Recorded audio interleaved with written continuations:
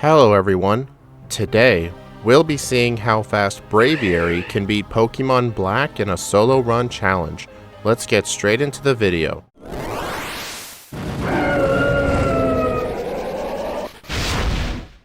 Pokemon Black is generally a much easier game to solo run in Generation 5 than Black version 2 or White version 2, whether you do challenge mode or not like I do. However though, despite that, I still believe either way, Braviary is going to absolutely destroy this game.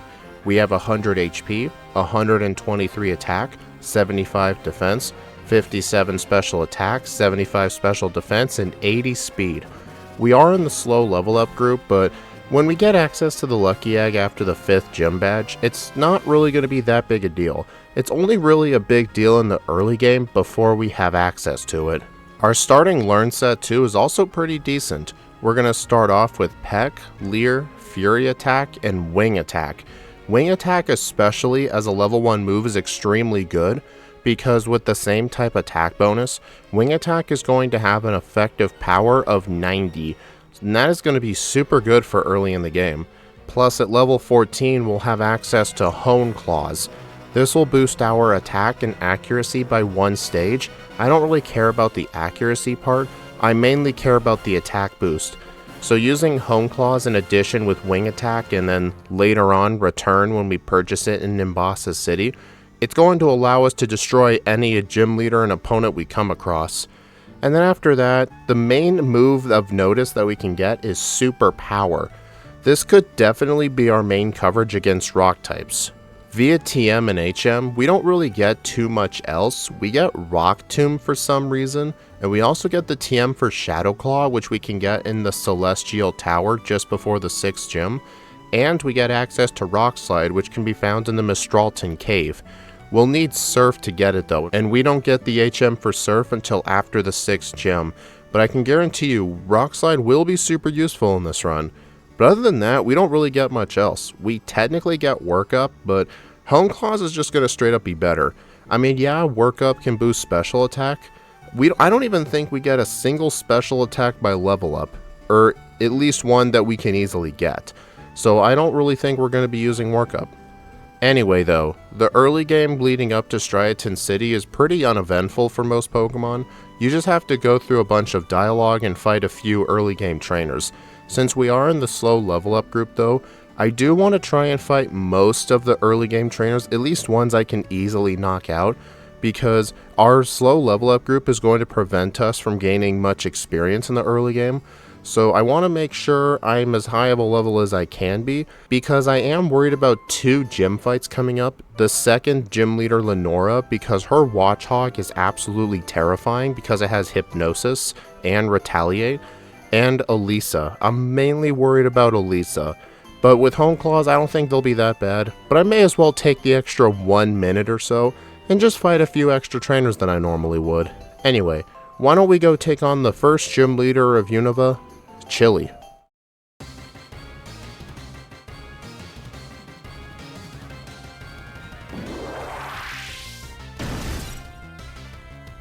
He leads off with Lillipup, which is a 2-shot with Wing Attack, and then the Pansear is also a 2-shot with Wing Attack.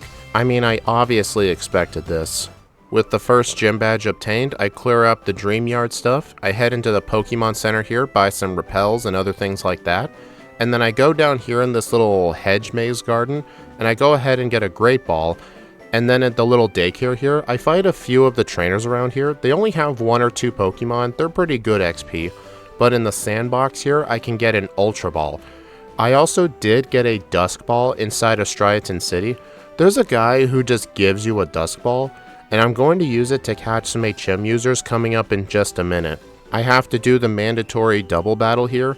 Technically, you can just deposit your HM users to skip double battles, but this one specifically is coded to where they will refuse to fight you or even let you pass unless you have 2 Pokemon.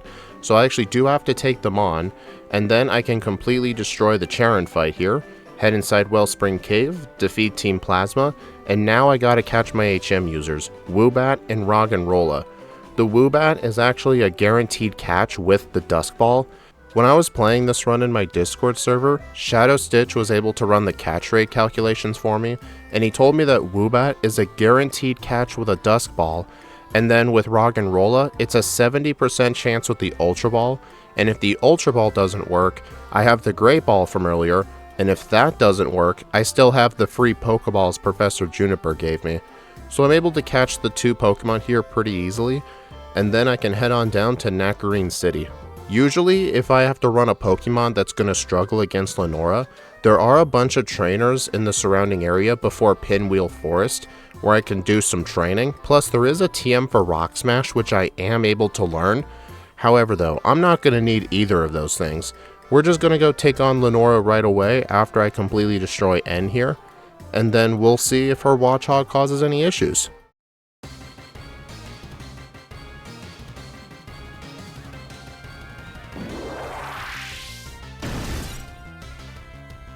Lenora leads off with her Herdier, which does have Intimidate, and it can also do some serious damage with Takedown, but fortunately I am running my hidden ability Defiant, so my attack cannot be lowered. So I'm going to just completely destroy her team, although the Watchog does come really close to killing me because it is going to be a 2-hit, and it does hit me with Retaliate doing massive damage, but I fortunately live at 9 HP, and I'm able to get my second gym badge. Now I have to chase Team Plasma through the Pinwheel Forest. This double battle right here, if I had remembered to deposit my Pampor in the PC, because I don't need to withdraw Pampor until Nimbasa City, because in this game, there are very few and far in between places where you actually need to use an HM. What Shadow Stitch told me during his Gen 5 runs, if you guys like black and white runs, you should check out his channel, Shadow Stitch Plays. Anyway, he told me before this fight, he deposits his HM users so that way he can skip that double battle, and then you don't have to withdraw them until Nimbasa City, where you may need to use stuff like Fly and Strength. I mean, not Fly, but you'll get Fly shortly afterwards. But anyway, I do that time save, or at least I remember to for the next run I'll do. And then I clear out the Team Plasma grunts in this forest, cross the Sky Arrow Bridge, and make it to Castelia City. There's a lot of free stuff here I can get that some Pokemon may end up needing. Like I could get a Miracle Seed Charcoal or Mystic Water, I could get Attract, Rest, Amulet Coin, Quick Claw. I'm not going to need any of those today though. There is something I get here. I go to the Castelia City Art Museum here, and then I can talk to this Harlequin. He wants to see a Pokemon of a random type. The type is generated, I'm assuming, once per day. He wanted a rock type, and that was actually pretty lucky because I have a Roggenrola. And once I show him the Roggenrola, he can let me have one of 7 berries, and I choose the Cherry Berry. This could be very useful for the upcoming Elesa battle. In fact, I could end up doing runs where I absolutely need the Cherry Berry, and if I can't get it there, I may have to just start over a run just to make sure I roll a better typing that the guy wants. Although there might be a local Pokemon ranger that gives Cherry Berry, but I'm pretty sure there isn't. I remember I asked Shadow about it and he said he doesn't think there are any, not even in the Desert Resort. Anyway though, the third gym leader is going to be an absolute piece of cake.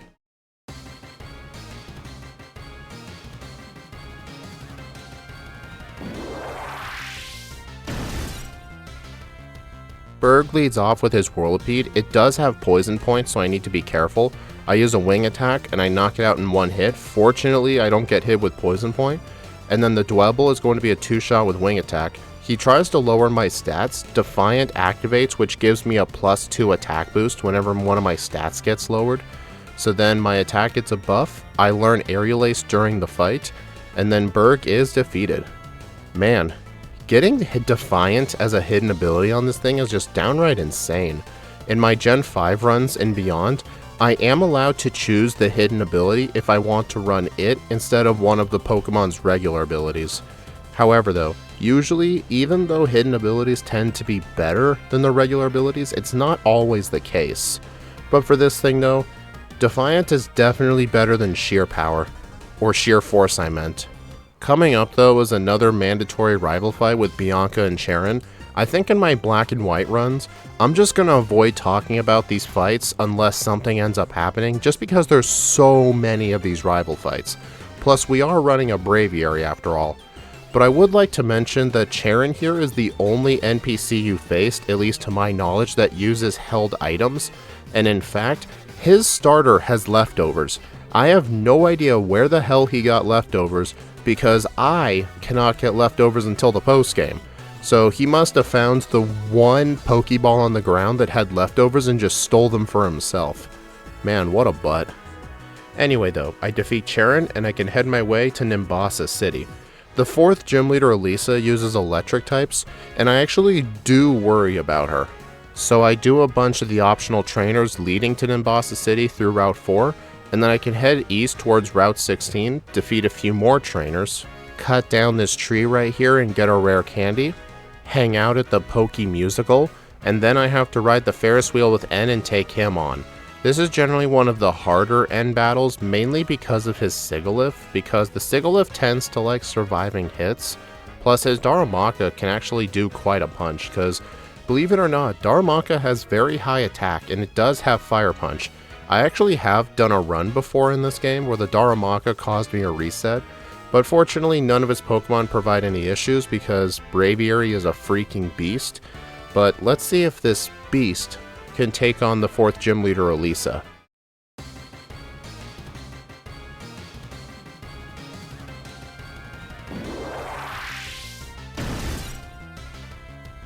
She leads off with a level 25 Emolga. I have Return on my moveset, which I got from the Pokemon Mart in this town. I use Return on her, it activates static, but fortunately I was holding a Cherry Berry. And then the second Emolga, I knock it out with Return, and it activated static again, so now I'm paralyzed for the upcoming Zebstrika.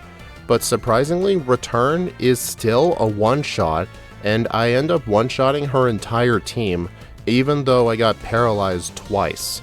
So yeah, I hope this just shows just how powerful Braviary is. Plus, things are just going to get easier from here. I head my way across the Driftfell Bridge, enter Driftfell City, and then I go to the farmer's market here. I get myself the Expert Belt and a dozen Moo Moo Milks. The Expert Belt boosts the power of super effective moves by 20%. I don't think I end up using this once. I just get it every single run because most Pokemon will end up finding some use for it. The Moo Moo Milks I think may have been a mistake, because what I started doing in my Gen 5 runs now is after I defeat Clay, I head inside the Pokemon Mart here, I just buy like 40 or 50 Max Repels, and then I just spend the rest of my money on Hyper Potions, because after that, you don't really need to worry about money ever again. So buying Moo Moo Milks, I don't really think it was a waste of time, I just think it was unnecessary. I clear out the Team Plasma Grunts in the cold storage, and now I can head on down underground and defeat the 5th gym leader, Clay.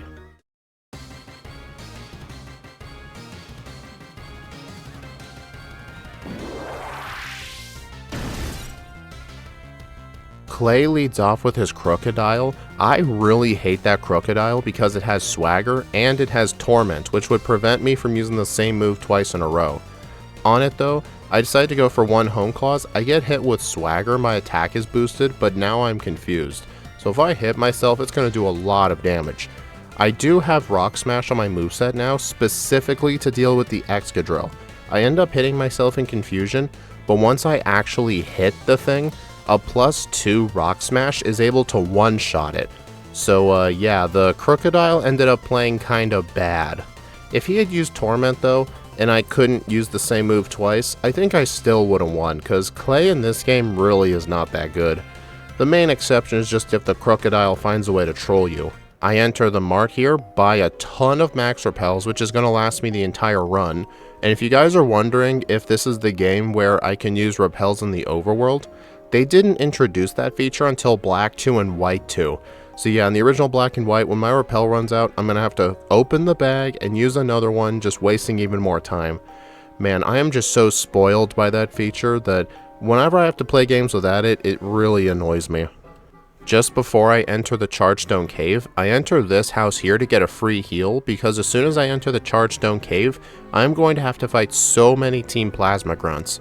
However though, before I do the Team Plasma Grunts, Professor Juniper here gives me the Lucky Egg. I know Shadow Stitch bans the Lucky Egg in his own runs. The reason I allow him is because a lot of playthroughs end up needing a very high level for N and Ghetsis, so having the Lucky Egg here, all it really does is just save time from having to do grinding, because grinding is not fun. And besides, it's given to me after the 5th gym anyway. It's not like the gym leaders from here on out actually get hard. I once again clear out all the Team Plasma grunts, and after I defeat the last one, I could go to the bottom floor and get a rare candy. I end up skipping it though because blocking the rare candy is 2 separate spinners that are ace trainers. They have actually decent teams, and if I end up encountering them, it's just going to be a waste of time. So I think in runs, if I can, I'm going to try and avoid this candy. And besides, it's near the exit towards Mistralton, so if I need to get it, I can always fly back. And speaking of which, when I defeated Bianca just before coming into this cave, I did get the HM for fly. Oh, fun fact, in Black and White 1 and Black 2 and White 2, gym badges do not unlock progression to use HMs. So here's the thing, as soon as you get the HM, you can immediately use it. You can test this yourself by hacking in a Pokemon with all the HM moves and try to use them on the overworld. It will work, trust me. Anyway, before I take on Skyla, I have to go to the top of the Celestic Tower and ring the notification bell. However though, there's a funny glitch I want to point out. There's 2 floors in this tower where if you press B, all the trainers on that floor will rotate clockwise 90 degrees, so you can actually time your B presses to avoid running into them. This glitch was fixed in the sequels, but in this game, I do end up allowing it just because it's extremely easy for casuals to do this glitch. I'm sure most of us as kids ended up doing this and we never once realized it. So anyway, I get to the top, ring the bell, head back to Mistralton City and go take on Skyla. Skyla is honestly one of the worst gym leaders in Black and White 1. Her team is just really bad. I mean, she's nowhere near as bad as Bryson, who actually, he is so bad of a gym leader, I might just start calling him the Lost Actor. Axu Kairisora suggested that name, and it is super funny. Basically, you know, because like he's a movie star. Yeah. You know how like there's the Lost Hiker in Gen 1? Yeah, Bryson's gonna be the Lost Actor. Anyway, let's go take on Skyla.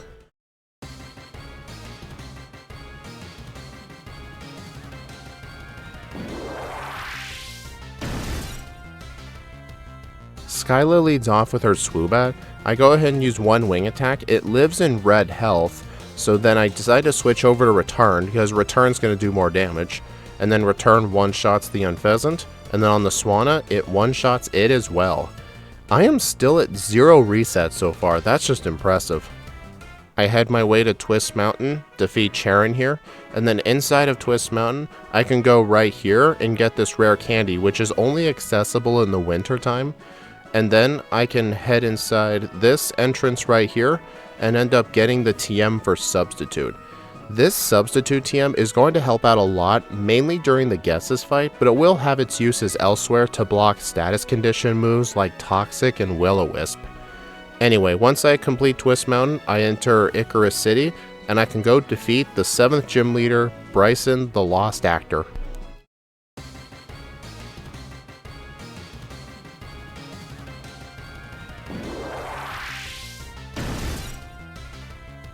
Bryson leads off with his level 37 Vanillish.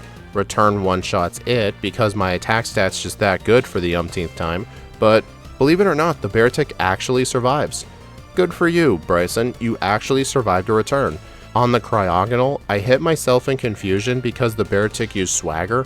I hit myself in confusion, it hits me with Aurora Beam, and if I hit myself again, I'm gonna end up losing to him. But fortunately, I don't hit myself after that, and I'm able to defeat his Cryogonal. Now I have to climb the top of Dragon Spiral Tower, fly around the region, and do a couple of other errands, including going into the Desert Resort, the Relic Castle here. I have to get all the way to the bottom, clearing out a ton of Team Plasma grunts along the way. Then I have to head to Nakarine City, get the Light Stone.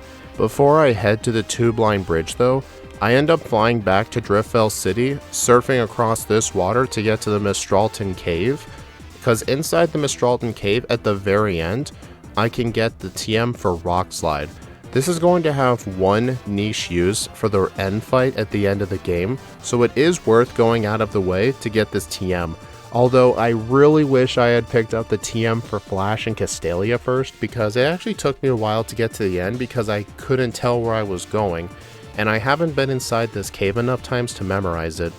However though, I don't end up teaching it right away, and as I'm fighting the trainers inside of Drayden's gym, who's the final gym leader of this game, I still have the moveset Wing Attack, Hone Claws, Return, and Rock Smash, so I'm going to go ahead, keep this moveset, and go take on the 8th gym leader, Drayden.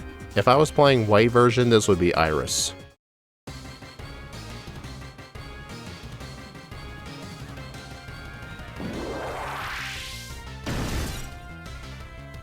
Drayden leads off with his level 41 Fracture. I'm only level 54, and that's despite holding the Lucky Egg half of the game. But anyway, I one-shot it, the Druddigan, and then next up is the Haxorus. Surprisingly, it actually doesn't survive a return, and I end up defeating it as well. You know, these gym fights have actually been quite boring just because of how insanely OP Braviary is, with its high attack stat and the same type attack bonus move Return. It's honestly kind of boring at this point. But anyway, at least we can move on towards the end of the game here. Professor Juniper gives me a Master Ball, and I'm going to use this to catch the Reshiram before the final end fight. Before I do that though, I have to go in the grass here to catch a couple of other wild Pokemon, because when I try to catch the Reshiram, the game automatically tries to force it into slot 1, which is going to violate my solo running rules. But fortunately there is a loophole. If I enter the fight with a full team of 6, then it'll ask me if I want the Reshiram, and I can just say no. So I need to catch 2 low-level Pokemon with some Ultra Balls Professor Juniper gave me a lot earlier in the playthrough, and then I can go ahead and defeat the final Charon fight, and then make my way through Victory Road and enter the Pokemon League. I enter the center, heal up, buy some full restores, and now we can take on the supposed final 5 trainers. Let's do this shit.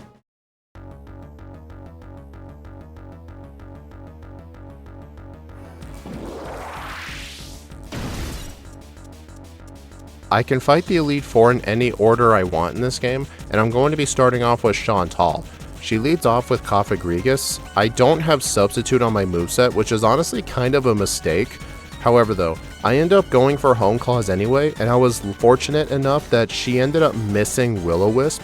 If she hadn't missed Will-O-Wisp, I would have had 1 reset this whole run, all because of a single mistake. I'm still at 0 resets so far, and it would be kind of a bad thing if I were to break that streak now. But fortunately, I'm able to defeat her team and move on from this fight. Next up is the Dark-type Elite Four member, Grimsley.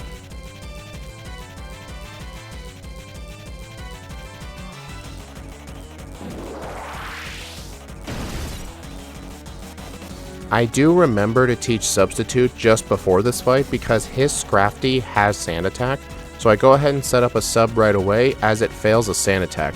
I go for a couple of Hone Claws, my Substitute ends up breaking, I use a third one, and then as my accuracy gets lowered, it activates Defiant, giving me +2 to my attack, and then the Crocodile's Intimidate gives me even more attack. So yeah, my attack stat, I wouldn't be surprised if it's maxed out at this point. But anyway, next up is the Psychic Elite Four member, Caitlin.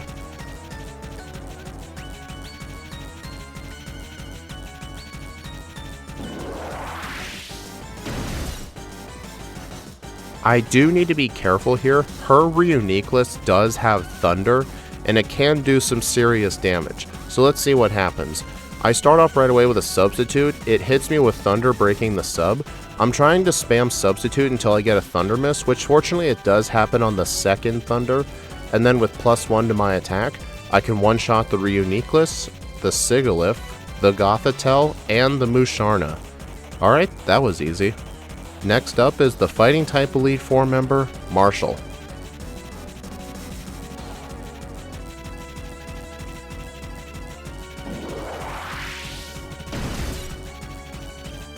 I wanted to save this fight for last because his fighting types have a bunch of rock moves. For example, his throw has Stone Edge. So yeah, that's actually pretty scary. I use a substitute, fortunately it misses, but it does break on the next turn. So now the plan here is to try and spam wing attack. However though, the sock has sturdy, it hits me with stone edge, and it actually gives me my very first reset in the entire playthrough. The third to last trainer gave me my first reset, all because of stone edge. I honestly kind of predicted this. This thing does not really work well with rock moves. Plus, in general, Pokemon that are weak to rock are going to have a lot more difficult of a time doing solo runs in Gen 5, all because most of the Pokemon you have to face in a solo run that have sturdy also have rock moves. So yeah, I did expect Braviary to have some issues here, but once I defeat the Sock, the rest of his Pokemon are quite easy, so now I can watch the N's Castle cutscene, and then head my way to the very top, catch the Reshiram, put it in the PC, and now I can do the final 2 trainers. The first one of those is going to be the end battle.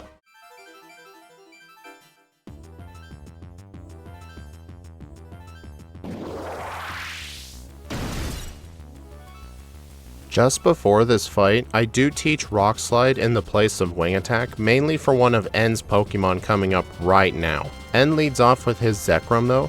I use a substitute right away. I have no idea why I did that, but actually I do know why. N in this fight, his AI is always programmed to go for Fusion Bolt on turn 1, because you're meant, as your Reshiram, when you have it, you're meant to actually use Fusion Flare on turn 1. His Zekrom will always outspeed because of the higher level, he'll use Fusion Bolt, and then you end up using Fusion Flare, which does double damage if you've been hit with Fusion Bolt in the same turn. But after that though, he just goes for Light Screen, so I use the substitute to block the Fusion Bolt, I set up one Hone Claw, and then with +1 to my attack, the rest of N's Pokemon are quite easy. Rock Slide is mainly just to deal with Carracosta, because otherwise the alternative is using Return, and I don't think that's going to be a good idea. Plus, Rock Slide can potentially flinch the Carracosta because the Carracosta has Stone Edge. So that's the main reason we got Rock Slide. But anyway though, our final fight is going to be against Ghetsis.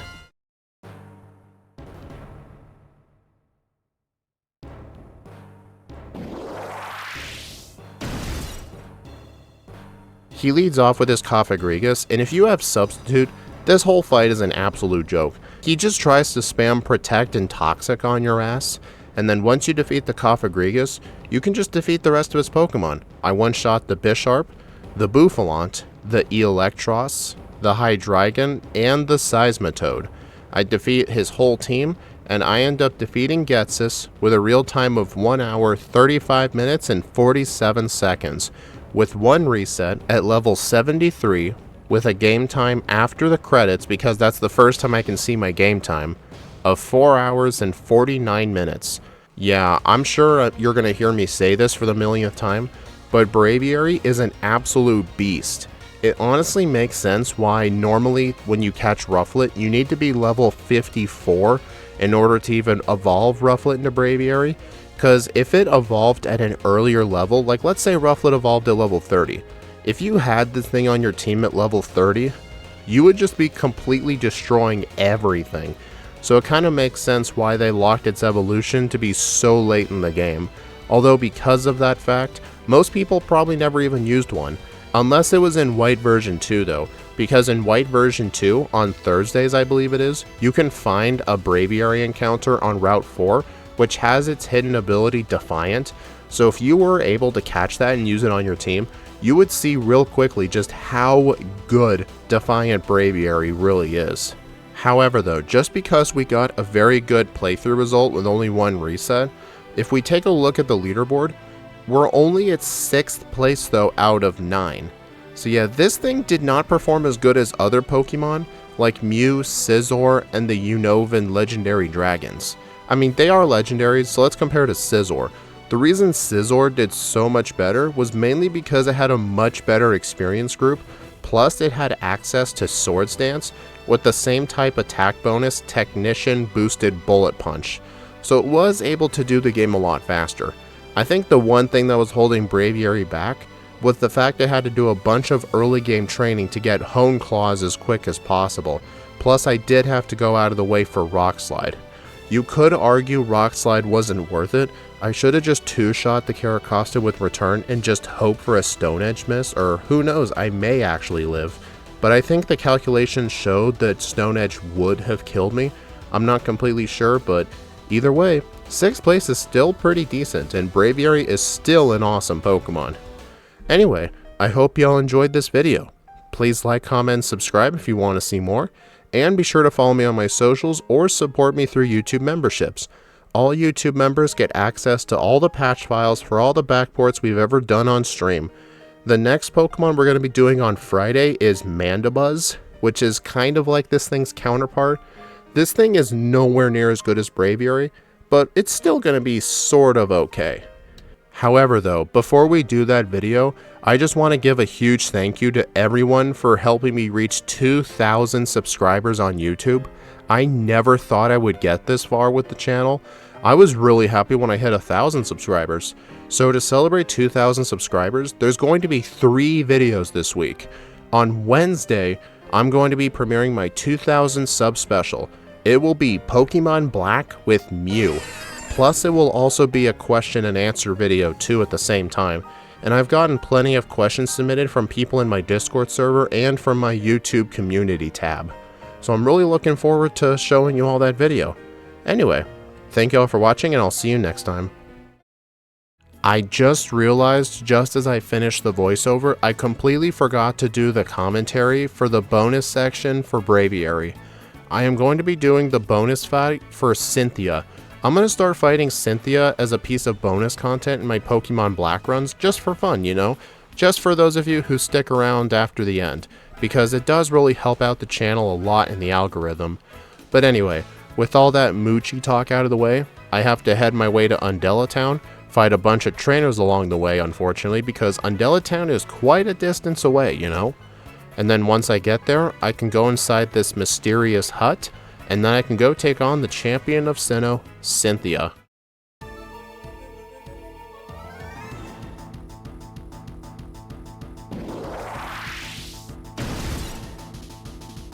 Cynthia leads off with her Spiritomb. Her Spiritomb in Gen 5 generally likes to set up Double Team, which is kind of funny. I go ahead and use a substitute right away as she sets up her own Double Teams. I use Hone Claws, boosting my attack and accuracy, so honestly her Double Teams don't even matter that much. However though, I do end up missing one Rock Slide, but the second one hits it. And now on the Milotic, I use Return to one-shot it, as well as the Garchomp, although the Garchomp does outspeed and break my sub with Stone Edge, but that's fine. And then on the Electros, Return one-shots it, and then on her own Braviary, I one-shot it with Return, and then on the Lucario, which is her last Pokemon, Return one-shots it, and Cynthia is quickly defeated. Thank you all for watching, everyone. I will see you all in the next one.